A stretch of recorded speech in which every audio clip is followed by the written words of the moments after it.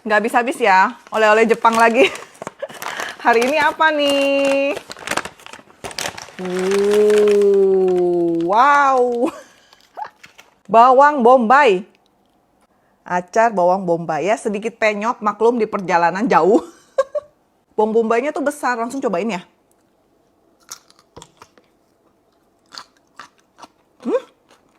Garing. Enak loh. Dia kayak ada dashinya. Jadi dia direndamnya itu kayak ada dashinya gitu loh. Ada rasa gurihnya sedikit dan asam-asam. Enak banget.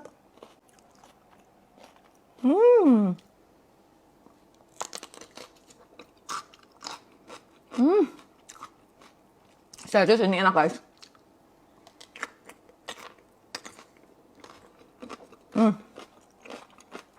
Dia ada asam khas acar. Terus dia garing. Yang bikin enak.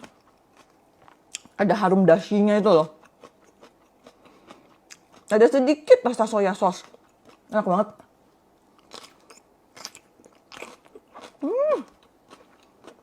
Ini kelihatannya kayak udah layu ya. Tapi digigit tuh masih kriuk banget.